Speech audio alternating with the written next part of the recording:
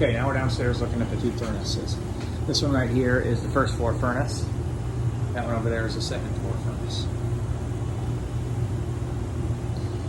So for these two systems, we'll pull each system out. We'll set the new systems back in the same spot. We can see they're twinned together with one big return. We'll go to the back and get a little bit more of an idea on how everything ties together. So they're tied together with one big return that goes into an individual return filter for each system.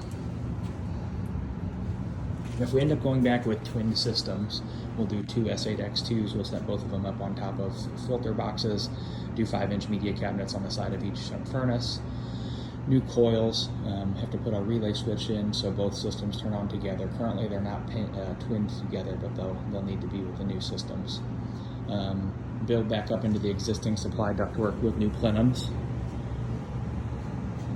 new gas cocks on each system into this black iron, and let's just go ahead and do a flush and pressure test of the line set in that aspect. If we do, one option I'm representing is going with high efficiency if everything works out. So I'm going to put that in a whole separate video. But regardless, we have our breaker panels here. So there's a sub panel here that's fed by the main breaker panel, and it has two 30-amp circuits for each individual outdoor unit. And then the humidifier is on its own 15-amp circuit.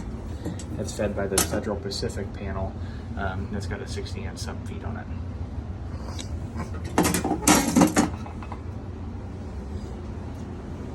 That should be the most of it for the systems. The humidifier is mounted to the return, and it's bypassed over to the second floor system. So they're only getting humidity when the second floor system is on. Probably needs to be a double bypass, or yeah, that's the only way we could do it, is a double bypass. So break off the bypass for each individual system, or put it on the first floor furnace, because the first floor furnace is going to be running more often. We have a 6-inch flue that comes out of a lined chimney, and then it breaks down into a 4-inch and a 4-inch for each furnace, and a 4-inch for the water heater back behind the system. I'm just going to include it all in the same video. So we could end up doing a zoned system. So we'll do one furnace right here in the place of this one. We'll use that same return drop, and we can even use the same return box there. We'll just come out of the back of this return drop with a wraparound and do return on both sides of the new furnace. Build up into the existing ductwork.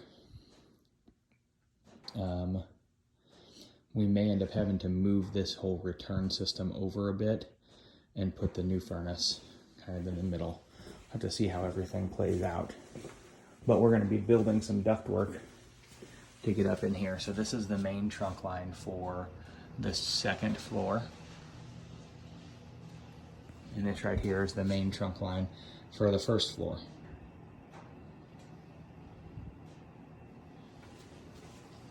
So we'll have to tie those both together and put zoning dampers in for each. And that's everything here in the basement. So there'll be a decent amount of ductwork that has to get done if we're going to do that.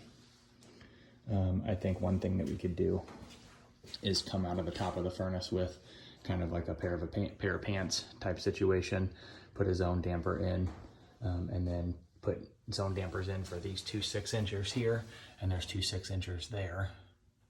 Those are for the second floor. These two are going to the first floor. So essentially we'd have 3 dampers on each system, 1 trunk damper and 2 6-inch zone dampers. Building the ductwork is all going to have to probably be measured and stuff on site. That's it. Hey guys, we're at the Hancock residence looking at doing system replacements. I'm starting here at the outdoor units. This one right here, the Duquesne, is for the second floor. The old Carrier is for the first floor. And we'll pull both units out, and we'll set our new units back down on top of new pads. We'll do new disconnect boxes and new electrical whips, and then flush and pressure test or replace the refrigerant lines. They're really short runs. The furnaces are technically right inside of the wall here on the other side. So let's see, that looks like an old disconnect box for something that's not used anymore. Both disconnect boxes are right here. So we'll just do new disconnect boxes, new whips, new pads, and potentially replace the refrigerant lines. If we don't replace, we need to re-insulate everything on the outside.